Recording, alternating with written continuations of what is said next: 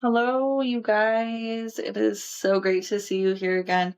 I have been doing a whole lot of TikTok shorts and not a lot of full podcasts that I've uploaded to YouTube in the recent days. I have been so busy, literally running around like a chicken with my head cut off, which is beautiful. Like, I am not going to complain about having a full plate because I came here to motherfucking eat, right? If you guys don't know me, my name is Chelsea L. I am the founder and executive director of Resilient Provisions, which is a nonprofit local here in Denver, Colorado. Okay.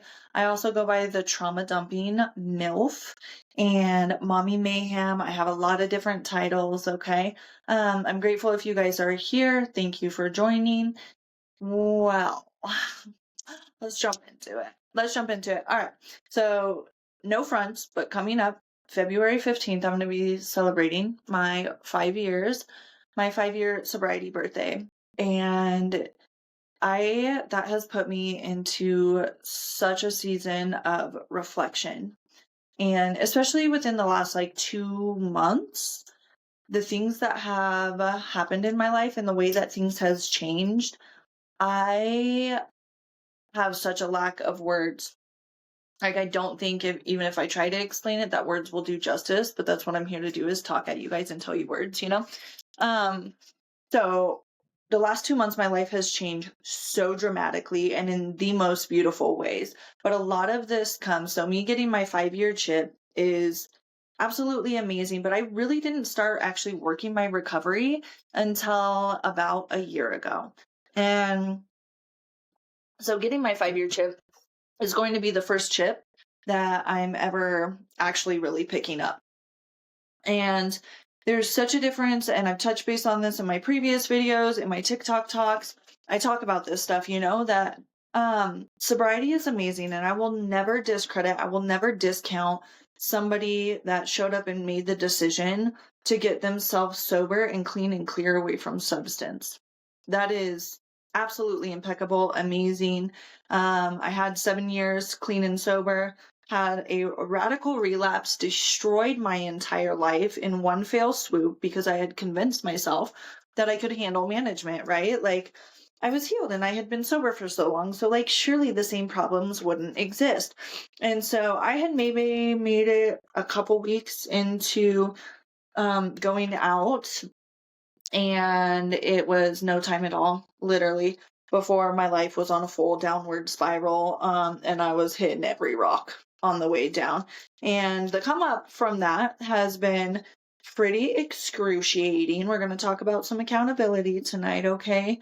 But within the last year, so it was about a year ago, the middle of February, that I had stepped into the rooms of AA and sought out getting a sponsor, and it changed my life. The people that I met and was surrounded by absolutely just changed the entire trajectory of where my life was headed. I was inspired by these human beings. I was able to connect with these human beings in a way that I had never connected with individuals before. And a big part of that was because I was open and I was willing to say yes. And I was willing to step outside my comfort zone and do some things that were very uncomfortable, because I thought for a really long time that I had all this figured out. And isn't isn't that how it goes? Like, I got this, I don't need anybody's help, when really all our choices and our life decisions and our pompous attitude of I have this figured out, like, I did not like where Chelsea's choices had led my life. I did not enjoy dealing with the consequences and the ramifications of the decisions that I had made. And if we want to sit here and we want to say, or act like we have it all figured out, but our life is a complete, utter, destroyed mess, there's not a lot of evidence of fruit, okay? You get to a point where you have to have a long, hard look in the mirror, one of those come to Jesus talks where you're like, okay, I don't fucking have this figured out. And I don't think anybody else does either. Here's the caveat in that. is everybody you meet knows something that you don't, and everybody that you meet has the opportunity to teach you something that you don't know. But you have to be open to it. You have to be open to receiving. Like, if you want to walk around this world, you got it all figured out. Like, you don't need anybody's help. You're a loner. You just do better on your own, yada, yada, yada. Like, chances are you're the only one that thinks that. Everybody else around can see that you don't know what you're doing. And what you really are doing is masking. Okay. In my case, I had created a false sense of self that I was full bore living through. You can relate it to ego. Okay. And had convinced myself that that was my identity and that's who I was. And so when it came time for me to step into these rooms, I really had to admit to myself that I was at the end of the fucking line with it. I was like, all right, I've had enough of my own bullshit. I've also had enough of everybody else's bullshit, right? But I have had a pretty decent, I won't say great or phenomenal in any way, shape, or form, but a pretty decent relationship with accountability, um, to a degree. I struggled with it. I had a hard time apologizing. Okay. I could justify myself out of a paper bag. But through sobriety and through having clarity about my actions and choices and the ramifications, I started owning my shit, right? I started doubling down on being like things that were very recognizable on like a surface level. Like, no, you're right, that's mine, I'll own it. Okay. And some of that came through my professional development, some of that came through parenting, familial relationships, but it really was lacking in some other areas. Okay. I really had to work on apologies, like I'm saying. It was really hard for me to look at my life and look at the destruction that had taken place and take full accountability for that. I wanted to blame my parents. I wanted to blame my significant others. I wanted to blame this and that and the economic climate, and I could find 17 different things to blame, you know? And so stepping into the rooms of AA and getting around these individuals, they move differently. They act differently. They talk differently. And their lives are a reflection of that. And that's the type of stuff that I was like, oh, like I admire that in them. These characteristic traits that they have, this level of integrity and honesty, I want that. I'm not saying it's in everybody that you'll find in the rooms. Hard, like big side note, okay? Walking into some of these institutions, you are going to have some higher expectations, at least I did. And we'll talk about the difference between standards and expectations too. But I had high expectations and was gravely disappointed because not all individuals have a level of awareness and accountability and blah, blah, blah. Like the list goes on. Honor, integrity, honesty. But we're not going to talk about that stuff right now. It's just a measurement for the time being. The difference, real quick, I want to touch base on this before I forget it. The difference between having standards and expectations, this was also life-changing for me, is having outsourced expectations of another individual, you are always going to set yourself up for failure. There's a quote, and I believe it goes that expectations are pre-recorded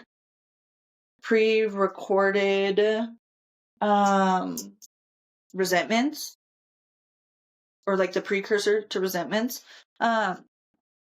So standards are very different. And in some of the coursework that I'm building out on how to go from being a high maintenance woman to a high value woman, we are going to talk fully about standards and expectations. Okay.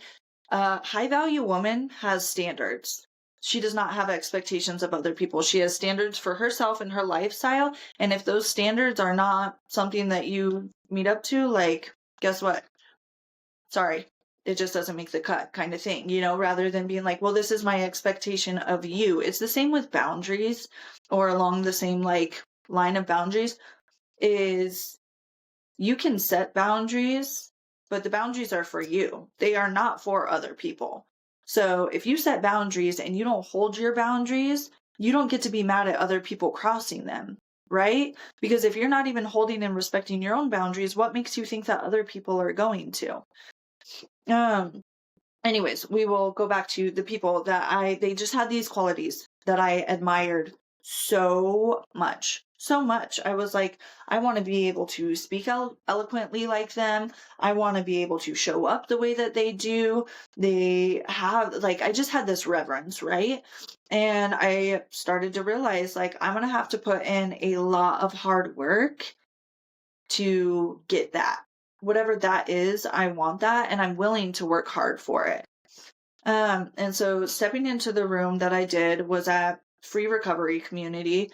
I had went to some of their sermons or services that they had done on Saturday nights. I had knew about their facility and institution, foundation, business, I don't know, insert the word there, through a friend. So me and this friend, actually, we had hit our party days hard together, like really, really hard together. We were managers at the same store, and we probably should not have been trusted to be managers over individuals, because we could not even manage ourselves appropriately or properly, right? But we still showed up for work, okay? Which is amazing, because now I'm like 35, almost 36 years, and if I'm not in bed by 10 o'clock, I'm hurting the next day. So to even think about how I stayed up till 2, 3, 5 o'clock in the morning doing what I did, and then showed up to work, to open a store and then function and work and then go back out and do the same thing over again. I'm like, oh my goodness, like, how did you even survive? And it's times like those and memories like those that I'm like, there's something definitely that has always been there, a greater force source, that has been looking out for me, because those events and the things that took place during those times in my life when I was at the height of my active addiction, like, there's times I should have been dead in a ditch, straight up. And the fact that I ever made it out of there, because I would black out almost every time I would drink, you guys. Like, how I didn't end up with alcohol poisoning almost every single time, no idea. No idea. And I will tell you guys some of these stories, and none of this is flexing. None of this shit is bragging, but I've had reflection over it and how bad my addiction and alcoholism was. And there was like periodic drug use in there. My drug use was more from my younger adolescent before I got sober for my 7 years. But I digress. There was times often when I would wake up and vomit and have no idea what happened, no idea how I got home, no idea how I ended up in bed, and I would like wake up and be like, oh, what is this? And it was like literally my own vomit. And thank God that I didn't choke on it. But it's like stuff like that, when you talk about being at rock bottom and having no morale, those memories come to my mind. And these are not things that I'm like, yeah, I totally want to talk about this and post this on the internet. The reason why I do it is because there's somebody else out there that has struggled in the same way or gone through the same things, whether it's in your 30s, 40s, or it was from your adolescence when you were super young, that like, that's not normal shit. Okay. But if you are going through that, or that is something that's happening to you, you're not alone, and you do have a chance for recovery, to grow out of that, to change. Like, that does not have to be your lifestyle. At any point, you can decide to govern yourself differently. You can make a choice. It might be hard to get away from it, but you do have the opportunity. And if I did it, then you sure shit can do it, because I was lacking. I was ill-equipped for life, especially when I was sent out at the ripe age of 18 to get my own apartment in Denver, Colorado. Like, what? I was not ready to be an adult, and nobody should have trusted me with any sort of responsibility. Like, that was crazy. Crazy time of my life. Anyways, stepping into the rooms, I learned through some very hard situations how to be accountable for my own actions and my own choices. And a lot of it began when I opened up the big book of AA and started reading Whatever is in that book is divine literature, the same way that the Holy Bible is divine literature. It was so impactful in such a way that I'm like, I can't get enough of it. And you guys will hear me say this about other things, like interpersonal neurobiology is one of them. There's other things that I study that I'm like, I cannot get enough of this and I want more. And like, I'm like just injected into my veins, like open the fire hose because I am a thirsty girl and I can't get enough of that shit. The Big Book is one of them. I get something new out of it every single time I read it. When I read, I highlight books. Highlight. I have to have a highlighter in my hand when I'm reading, otherwise it feels like it's like not for naught. I don't know. It might be like a placebo effect thing that I'm like, yeah, I'm getting this information. But I have that book highlighted and I have written in that book and I have revisited the same pages and the same sentences and it hits me different every time. It is so impactful every single time. And here's my thing. I spent so much of my life in my sobriety, my early sobriety, worrying about what the fuck everybody else was doing and a whole lot of not focusing on what I was doing. And this is the pinnacle point. This is I swear to God, the catalyst of it all is like, I'm going to try to explain this in the best way that I can.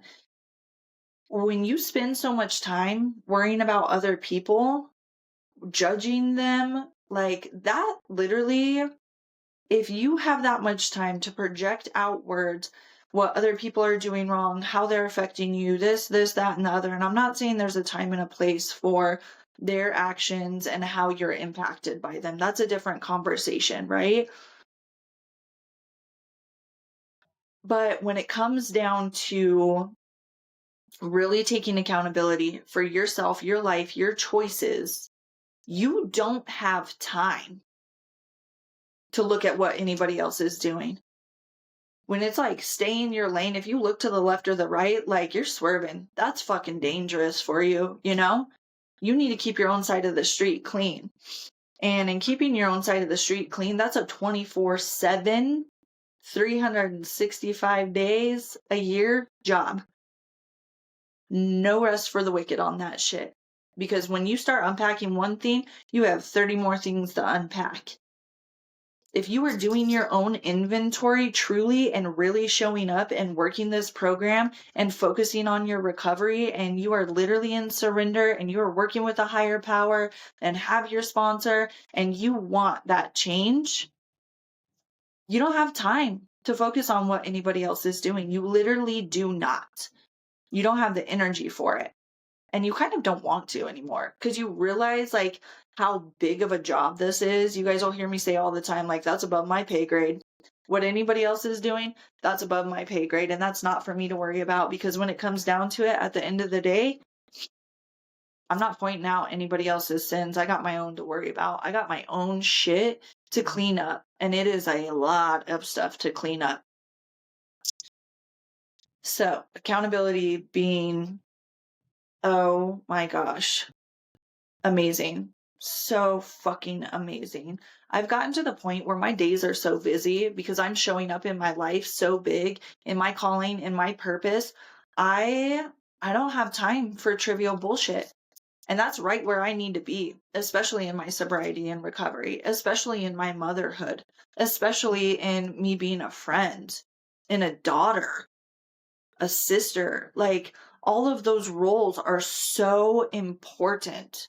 And obviously they're structured a little bit differently depending on your lifestyle, your roles, your relationships, whatever, right? But me showing up as a friend is one of my top like values right now. My girlfriends are everything. And I had never had female friendships that were this tight and this healthy and this life-giving before stepping into the rooms of AA. Like, this shit has changed me in a way that I literally lack the proper words for. Such because I wanna bottle up the feeling. I want to put all of it like into a bottle. I want to share it with everybody first of all, and that's why I'm here doing this. That's why I'm like in my basement talking to myself, to you. Because like this is really weird for me. So because I've had this radical change and this radical experience, and I come from these places that were not awesome before, like the lowest of the low, when it came to my self-worth, when it came to my confidence, when it came to, when I talked to you about like judging other people, like I was really shitty. I did that for a really long time. I was really like, I thought I knew how people should be living their lives and like, well, if they did this, it'd be different and they should have more integrity and work ethic and they should do like, I can bring that up and talk about that because I've been that person. And now I'm not that person anymore. And I don't have time for that shit anymore. And I don't want any part of anybody's bullshit drama. Oh, this is the perfect segue for this. So in AA, we reference something called the Brown Jacuzzi. And if you guys have not heard of the Brown Jacuzzi, I will leave you to your imagination as to why it's brown. Okay? I don't want anything to do with anybody else's brown jacuzzi. That jacuzzi is your business. And if you want to sit in your own shit, you are more than welcome to. I'm not climbing in that bitch with you. Absolutely not. That's disgusting, right? If you're in a relationship and you and your significant other have issues, whatever, you two are sitting in the brown jacuzzi together. And that's your guys' business. Those relationship issues that are there existed before my entering of your life, and they will exist after my exit of your life, And so when we are talking about accountability and all of that, like, don't invite other people into your brown jacuzzi either. Like, that's a shitty thing to do, pun intended. Imagine, literally, I'm like, no, I don't want any part of that. But you also have the opportunity to clean your jacuzzi, cleanse that shit, okay? Instead of literally being in that complaining all the time, just being like, are you looking for solutions? Are you looking for problems kind of deal, And part of this in recovery, I've started to realize like connection, this is the point of it all, and healthy relationships, healthy connections bring us more into ourselves. They help embody us more. Okay. When you have that resonance, like you guys, it is absolutely incredible. When you're out of lockstep and people are bringing the, boundary. Here's my thing. I have learned as of recent, like, I thought I was really good with boundaries. I thought I set boundaries really well. I thought I made it very clear to people, but I was always putting the boundaries on the other person. Like, if you do this, blah. Like, instead of being like, hey, this is my boundary, you can move the way that you want to. You have your own autonomy as a human being. If that boundary is crossed, this is the consequence of that, right? So I was practicing and I was good at saying it and I was good. But when that boundary would get crossed, I would show up with grace and forgiveness, which is really just enabling and hurting me at that point. And so in recent days, I learned like I need to set stricter boundaries, like, and that's where the standards came in versus the expectations. Like, you can't expect a person that doesn't understand. Like, I don't want to be brought into that. I don't want to deal with that. I don't want to clean up this mess. And that's on me for not setting clear boundaries about that stuff. Like, no, I don't want to jump in that jacuzzi with you and your baby mama. I don't want to jump in that brown jacuzzi with you and your ex. Like, nah, dog. That's not my shit. That's your shit, and I want nothing to do with it, right? And it's my job to have my stuff handled and in order. The way that I never want my stuff to show up on somebody else's front door and then me to expect them to have to clean up any part of that. Like, that's not healthy relationship building tools, right? And so I'm really sorry to get graphic about the brown jacuzzi and stuff, but like, it's something that's referenced often in these rooms and it lands. It actually fucking lands. Like, I don't care if you're a friend. I don't care if you're a coworker. I don't care if you're my mom. Like, clean up your shit. I don't want to get in that with you. Don't want to do it. And so in order to not do that and protect our peace and protect our energy, that's where the boundaries come in. Like I said, that's where the standards come in. Like, instead of projecting onto, okay, I'll be up there in just a minute. Instead of projecting onto other people that this is how I live my life and you need to do this the same way. You literally just say, this is how I live my life and this is what I don't fuck with. But you have to mean it. And you have to hold like to your loins on it. You know what I'm saying? And that's always where I falter and always where I fuck up, is either in presenting the boundary. And some of that comes from like some of my trauma responses, the fawning or freezing. When I'm in a situation, I like don't want to upset somebody more. So instead of correcting or putting a dead stop on it, I just go quiet and I don't say anything, or I'm very meek about it rather than being big and loud with my voice and saying, hey, I'm going to take up my space. I don't like that. This doesn't work for me, because I'm always afraid of how the other person's going to respond. And part of that is just because I grew up and there was a lot of yelling, and then I was in relationships that had like very big like confrontations if I used my voice. So I learned to not use my voice, and now we are working our way far past out of that. Like our throat chakra has opened up. This is a whole nother dimension of fuckery that we are with now. And God rest anybody's soul who it does come into relationship with me. It's gonna be a big, beautiful fucking blessing. But who I was 2 months ago versus who I am now and today, totally different person because of these lessons that I've learned, and I've learned them with people in the rooms. And because of people in the rooms, that it is literally, I'm like, thank you. The amount of gratitude that I have been given the opportunity to grow through these lessons. And the people that I have that are mentors, that I've like subjected myself to and asked for their help because I have a high reverence for them, the way that they have led me through these situations is impeccable. It's beautiful. And I was telling a client today, I'm like, there's people that I learned so much from without them even saying a word, because I'm an observer. I will watch how people move. And I'm like, and part of that, I think me being a more of an observer comes from me being the youngest child and also the only girl, because I have 3 older brothers. They're 8, 10, and 12 years older than me. So I stood back and just watched a lot of what was happening, and like I said, I didn't really say a lot. I didn't really advocate for myself a lot. So when it came time for setting boundaries, like that shit was hard for me. And then once I set the boundary, then if the boundary is crossed, that's where I have another issue, is upholding the consequential action. And it's not that I don't understand consequences. It's not that I don't understand the ramifications of people's choices, but I go like, oh my God, like that's really sad that you have consequences, because I think I know how bad having consequences hurts.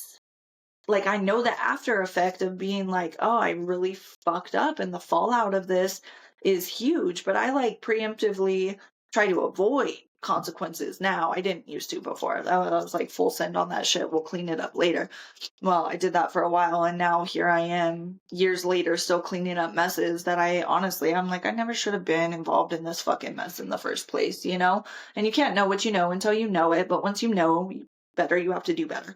Anyways, accountability is really beautiful, because when you start laying this foundation and you have these pillars, accountability gets really awesome and really easy. And another thing I had mentioned in one of my previous podcasts was the pause before the response, or the reaction, more reaction than response, right? That if you take that sweet time for that pause, you are doing damage control.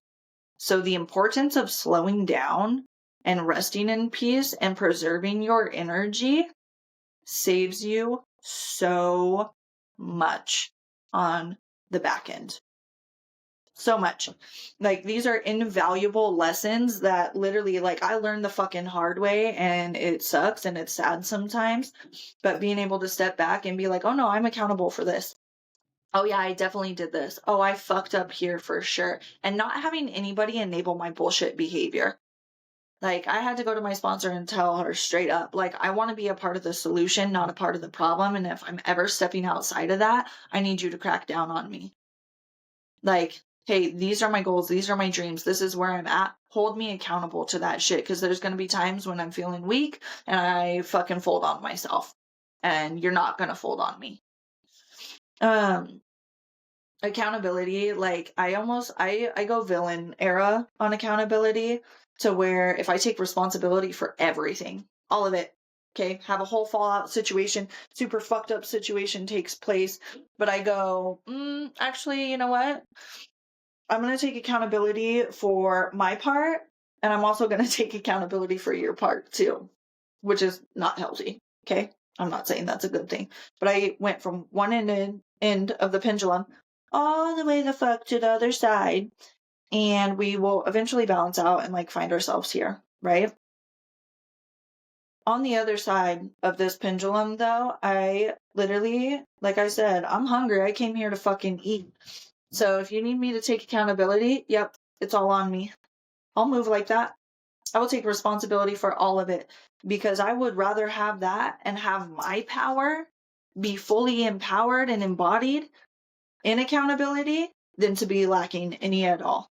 I would rather overcorrect and take responsibility for the entirety of the situation and take what I can from that in growth and development and learning. And you know how much fucking humility that takes? And the root of the word humility is humiliation. Humble the fuck out of me.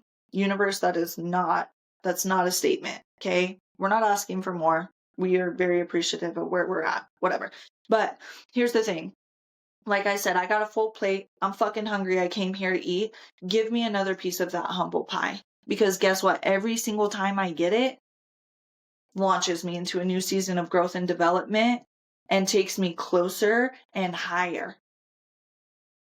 Like, fuck around and find out. Sign me the fuck up. Sign me the fuck up for it, okay? And like I said, there's some unhealthy aspects to this, but I'd rather be here and where I'm at with this than on the other side where I'm like victimhood. Because I did live in that for quite a while, but you get to a point where you're like, okay, this is not going to be my identity. I'm not going to let this isolated season of events, when you look at the timeline of your life, right? And you had a fucked up 2 decades, which is a long time. Don't get me wrong. That's a lot of fuck ups. Okay. That's this big in this big of a picture, or this big, 3 years. You can't really see, whatever. You get the gist. That's 3 years. Okay.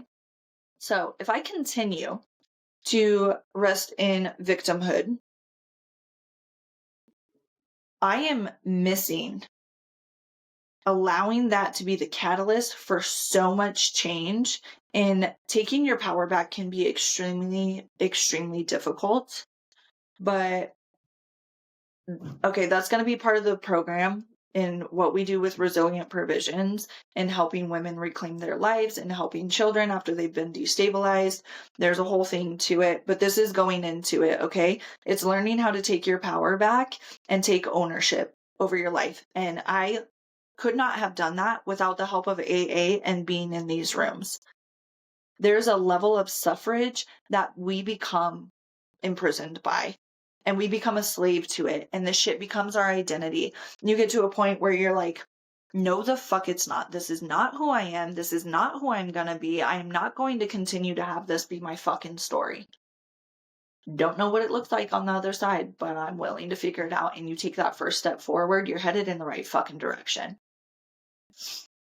So in having accountability, having humility, like, I am at a point where I know that I need accountability. I am open to receiving corrective action. Like, yes, please. If I fucked up on a job, please tell me. Please approach me in a respectful way, first and foremost. Like, if I fucked up in a relationship, please sit down and come and have a conversation with me about it. Because where I'm at right now, like, I'm at a place where I'm doing all the things that I'm doing, and I'm hustling, and I interact with a lot of people on a day-to-day basis. I have meetings booked out. I have family I'm interacting with, other individuals, friends, whatever. Okay. The whole fucking gamut. If I fuck up because I am human and now I'm living in this authenticity and I'm a little more squirrely and not trying to control or micromanage every aspect of everything, you have a responsibility to go to the person who offended you or hurt you or you felt did you dirty, and have an accountability conversation with them. I call it tough love conversations. And when you show up to have that conversation, hopefully you have a good heart position. Sometimes, if we're new to this, we slaughter the fuck out of it. We show up fully in our humanity because this shit is messy. Recovery is messy. Relationships are messy. It's all fucking messy. And if somebody's pretending that they have it all figured out and they know how to do it perfectly and blah, blah, no. You might be the master of your craft in one area, but you're not the master of the craft in another area that another person knows. Okay? That's where humility fucking comes in. That's also where a little bit of grace comes in. Not too much grace, though, because that can be dangerous. You just got to have the perfect amount. Intuitively, sometimes. Discernment is so important. So important. But I posted something the other day that was like, if you have a problem with me and you haven't addressed it with me, then you have a problem with yourself. That's between you and you. Because what you think about me is none of my fucking business. Literally. What I think about me, that's my fucking business. How I operate, that's my business. Am I showing up and living up to my standards? And two, that's where a lot of shame and disappointment has come in my life, is because I have, and I just got to the root of this week, I have had extremely high standards for myself for my entire life. And I have fucked up and failed myself when it comes to those standards my entire life until now. Anytime I set a goal, I reach that goal, right? But if you have a standard and you're constantly not meeting it, your morale drops, your confidence drops, okay? That's where shit starts to get dark. It's like because you're out of alignment with your own belief system, with your own fucking values. Anyways, I am responsible for me. And that's what a whole lot of this whole conversation was about. I talked 6 ways sideways to Sunday and then fucking back again. Anyways, one of the most amazing things throughout all of this, and me showing up in authenticity and me like just cracking this shit open and literally giving no fucks anymore. I have no more fucks to give. I've lived way too long caring to the point where I just have to not care anymore. The coolest shit has happened, and I have met some of the coolest people. I went to a networking event on Friday and was introduced to some of the most beautiful souls. And I know that these human beings are going to teach me so much about myself. And I've already been in a place where I'm like, shoot, like, can I learn anything else about myself? Like, I've already learned so much. And then I'm like, no, I'm open. Like, more, give me more. I went from this such a lack of mindset, just lack mindset in general, to now I have this abundance mindset, which that was also really hard. Your mastery over your mind, very important. We're going to have courses on that. But these opportunities would never have been here if I was not open, if I did not say yes. And then for me to be able to show up in that room, real as fuck. Not in my trauma responses, even though they peak sometimes, they come and go. Okay, we still get anxiety, we still panic a little bit, but we have tools through our healing modalities that help us work through that way quicker. Okay, our bounce back time is amazing. That has helped my businesses so much that I can show up authentically and I'm like, hey, this is what you're getting. Like, I wore an outfit and I was like super nervous to wear this outfit, but I was like, this is me. This is who I am. Like, I'm the CEO and executive director, founder of this nonprofit now. And stepping into rooms with these bigwigs and rubbing elbows with like chief of police or fire chief or these donors, like pretty wealthy individuals. And I have to show up in there with my real life experience in my real life human self and know that there's going to be rejection. I have to know that there's going to be judgment. But at the end of the day, they don't know me. And they can get to know my story. And I have a God-given birthright to take up just as much room and space in those rooms as they do. And my impact is going to be very different. And this is something that I learned back in the church that was just a relearned lesson as of recently.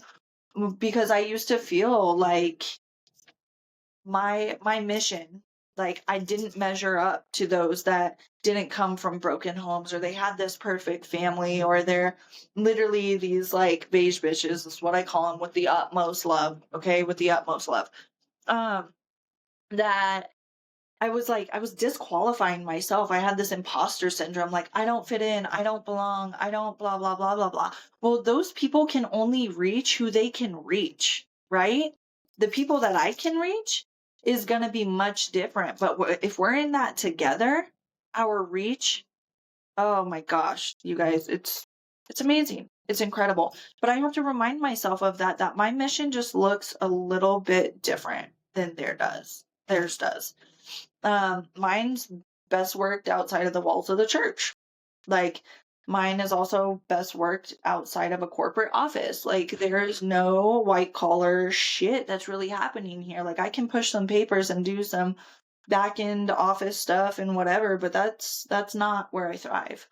And so I've had to, it's helped redefine my identity and who I thought I was and who I needed to be, because I wanted to mask and I wanted to save face and I wanted to show up very proper. And it doesn't mean that I can't dress the part, because I absolutely can. But when you see someone like me that is covered in tattoos and has piercings and is walking in and advocating on behalf of women and children, they're they're hearing me different than they hear somebody that is just a CEO because they're a CEO because they had an idea and had the money to fulfill it, you know? And so I don't know. I like totally went off on a totally different tangent.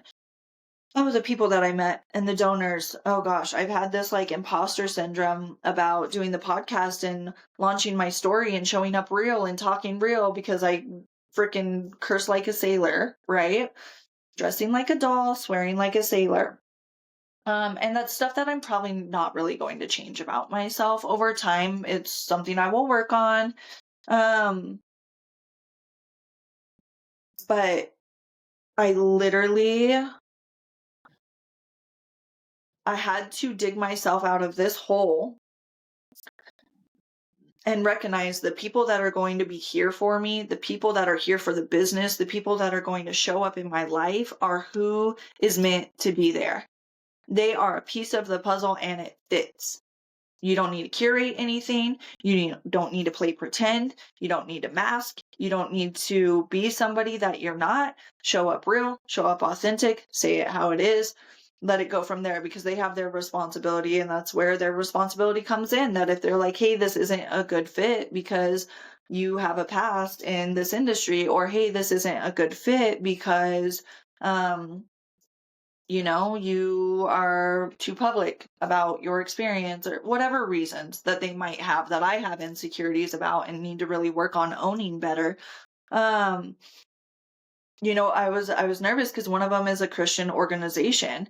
And if you guys were here for one of my previous podcasts, I literally just talked about how God is the ultimate dom. Like, blasphemy, sorry, that's not going to fly so well, but also maybe I can reach people that you can't reach. Maybe my story and my spin on things and my perception will have an impact that somebody else could not have. And that's where the value comes in, is because I'm not really like anybody else. And nobody is really like me. But only you can be you. So, with that, I'm going to wrap things up, mainly because I'm really hungry.